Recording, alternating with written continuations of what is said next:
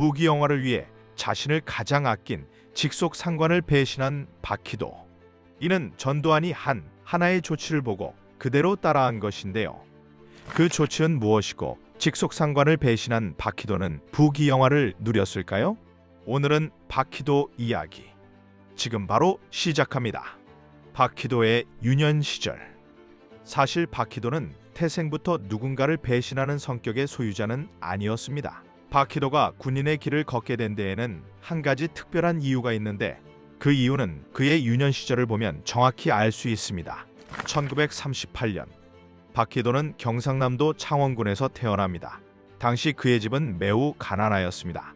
그래서 박희도는 공부를 통해 성공하겠다는 결심을 하게 되었고 어린 시절부터 열심히 공부를 하게 됩니다. 그 결과 지방 명문고인 경북고등학교에 입학을 하게 되었고 그곳에서도 우수한 성적을 계속 유지합니다.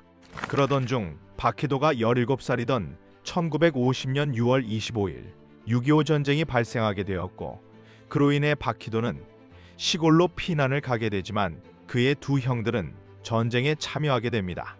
그리고 6.25 전쟁에 참전한 두 형님은 결국 행방불명이 되어 영원히 볼 수 없게 되었습니다.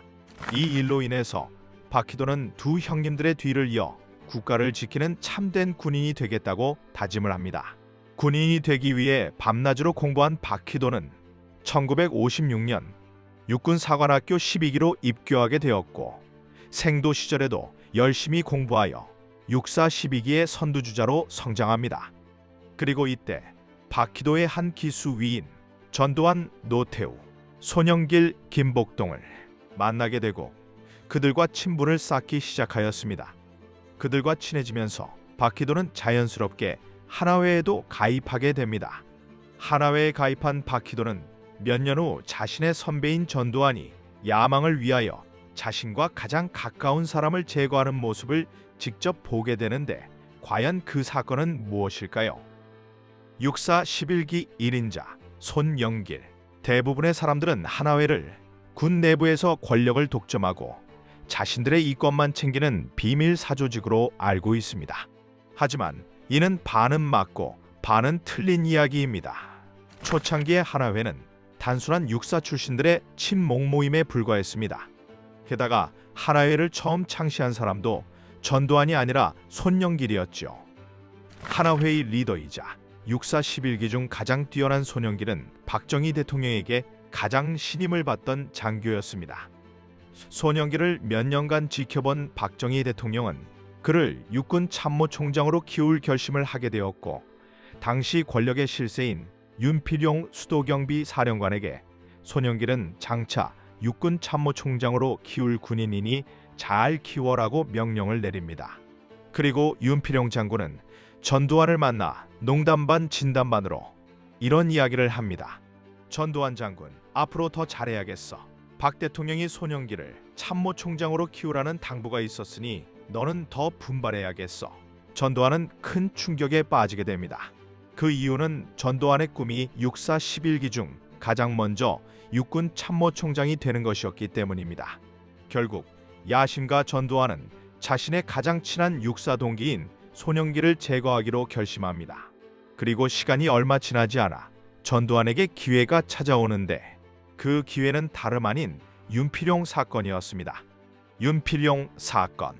윤필용 사건은 1972년 어느 술자리에서 윤필용 수도경비사령관의 단순한 한마디 말 때문에 일어난 사건입니다. 윤필용 수도경비사령관이 이우락 중앙정보부장에게 술김에 박정희 대통령께서 연로하셨으니 차기 후계자는 형님이 되어야 합니다. 라는 말을 합니다. 하지만 이 발언은 곧바로 경호실장 박종규의 귀에 들어갔고 박종규는 즉시 박정희 대통령에게 보고했습니다. 분노한 박정희 대통령은 윤필용을 내란 혐의로 구속시키고 조사를 하기 시작합니다. 전두환은 이 윤필용 사건을 통해 손영길을 제거하기로 결심합니다. 그는 손영길이 사건에 연루되었다고 꾸며냈고 결국 아무런 잘못도 없던 손영길은 윤필용 사건에 휘말리게 되면서 윤필용과 함께 징역 15년을 선고받고 강제 전역을 당합니다. 이로 인해 육사 11기의 2인자였던 전두환은 1인자의 자리에 앉게 되었습니다. 또한 박정희 대통령의 총애를 한몸에 받게 되었지요. 그리고 친목단체에 불과한 하나회가 전두환의 손에 들어갔고, 이때부터 하나회는 단순한 육사 친목단체가 아닌 군 내부의 비밀 사조직으로 변질되기 시작합니다. 그리고 전두환이 소년기를 제거한 이 사건은 박희도에게도 큰 영향을 미치게 됩니다. 박희도는 전두환의 모습을 보면서 이때부터 권력욕에 눈이 멀게 되었습니다. 그리고 그 또한 전두환처럼 내 앞길을 막는 자가 있다면 그게 누구든 제거하겠다고 다짐을 하게 됩니다. 결국 이 사건을 계기로 박희도는 나라를 지키는 참군인이 아닌 권력욕에 눈이 먼 타락한 군인으로 변하게 됩니다. 이후 박희도는 하나회 선배들의 지원으로 승승장구하게 되었고, 결국 전두환의 뒤를 이어 제1공수특전여단장이 됩니다. 그리고 그곳에서 그는 자신을 위해 모든 걸 바칠 진정한 은인을 만나게 되는데, 박희도의 은인 정병주 사령관. 정병주 사령관은 군대 내에서 특전사의 아버지로 불리면서 대한민국의 특전사를 체계적이고 전문적으로 키웠다는 평가를 받는 인물이었습니다. 정병주는 자신의 부하들을 누구보다 아꼈으며 특히 박희도에게 남다른 도움을 준 사람이었습니다. 먼저 1975년 박희도가 장군으로 진급을 할 때 정병주는 하나회 멤버가 아니었음에도 불구하고 부하를 가장 아끼는 군인이었기에 박희도의 진급 심사에서 큰 도움을 주었습니다. 그리고 정병주의 든든한 지원 아래 탄탄대로를 달리던 장군 박희도는 군 생활 도중 엄청난 위기를 마주하게 되는데, 그 위기는 과연 무엇일까요? 1978년 무장공비 침투 사건. 1978년 11월 북한의 무장공비가 제1공수 특전여단의 위수지역인 서산 앞바다에 침투를 합니다. 그리고 이 무장공비는 자신들이 목표한 정보를 입수한 후 다시 제1공수 특전여단의 위수지역인 서산 앞바다를 통해서 북으로 넘어가는 사건이 일어나게 됩니다. 결국 북한 무장공비가 2번이나 박희도의 위수지역을 통과했지만 박희도는 아무런 조치도 취하지 못했기에 군내에선 한바탕의 소란이 벌어집니다.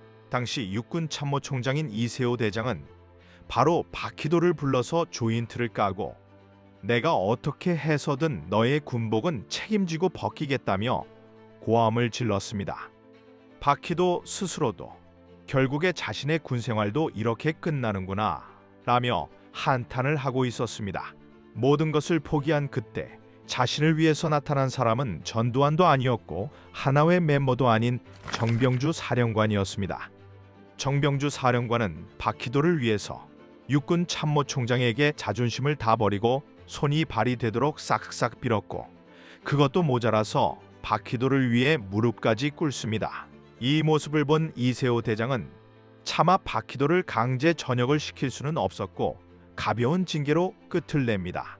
박희도의 군생활에서 가장 고마운 상관이자 자신을 위해 자존심 따위는 다 버린 사람이 바로 정병주였습니다.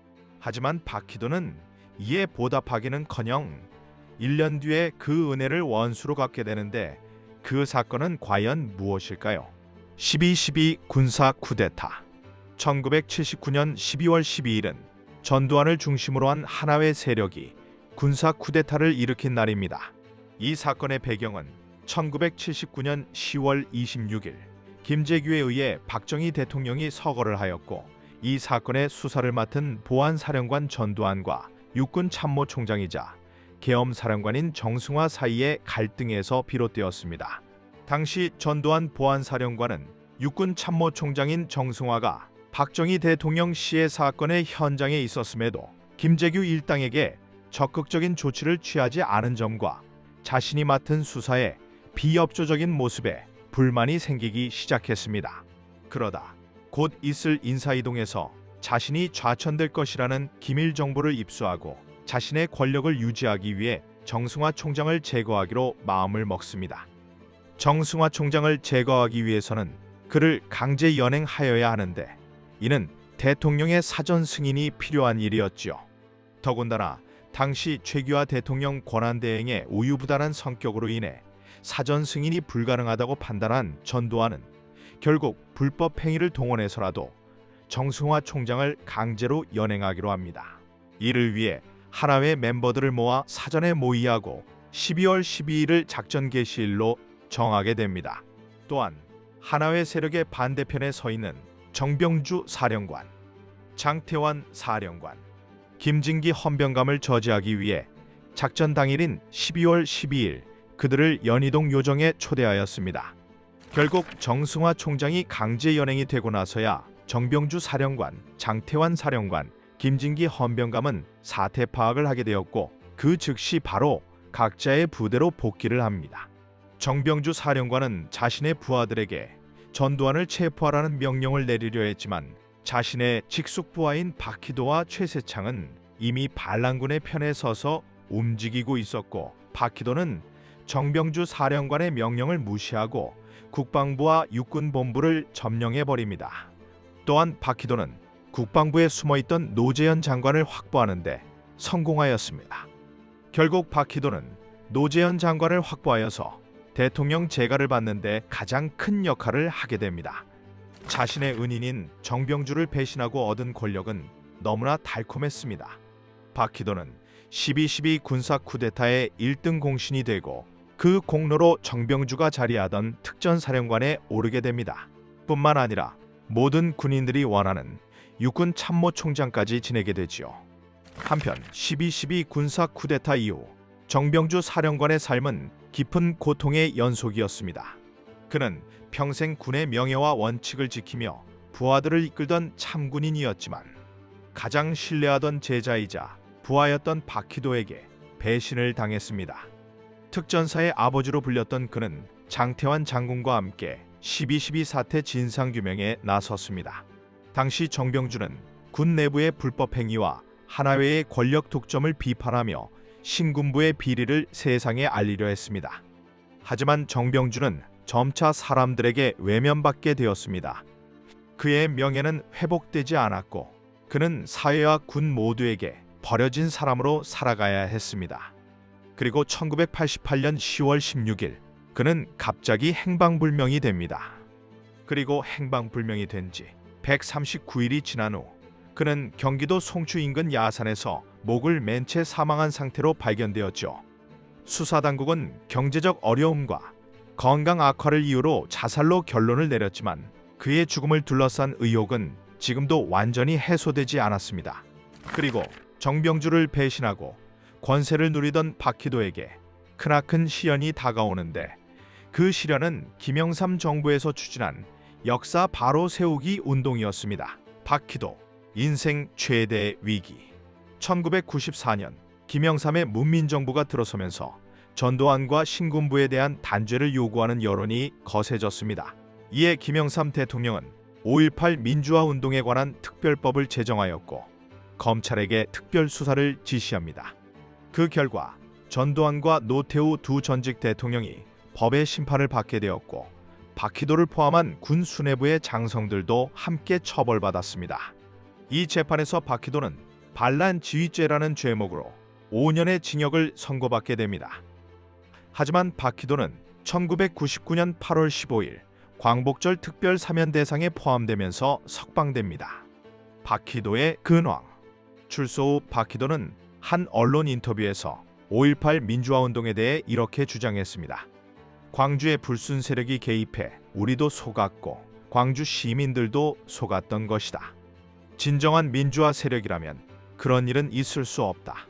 김일성이 배후에서 조종했다는 확신은 지금도 변함이 없다. 그리고 그는 우익 성향 단체에서 활동하며 보수 진영의 원로로 자리합니다.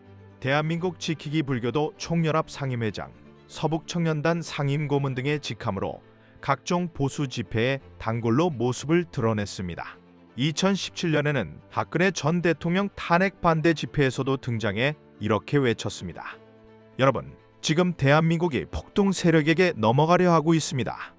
그리고 2023년 서울 한복판에서 열린 전두환 대통령 사망 2주기 행사에서도 연단에 올라 이런 말을 했습니다. 전두환 대통령은 일부 정치인들에 의해 부당한 비난과 수모를 당했다. 대통령이 남긴 위엄을 받들어 역사를 바로잡는 데 힘쓰겠다. 오늘은 박희도에 대해서 알아보았습니다. 권력을 위해 하나회에 충성을 맹세했던 군인, 그리고 하나회를 위해 은인을 배신한 남자, 징역형을 받았지만 결국 특별 사면으로 풀려난 남자, 박희도. 여러분은 박희도에 대해 어떻게 생각하시나요? 그리고 여러분이 박희도라면 어떤 결정을 내렸을까요? 여러분의 생각을 댓글로 남겨주세요. 영상이 흥미로우셨다면 좋아요와 구독 꼭 눌러주세요. 시청해주셔서 감사합니다.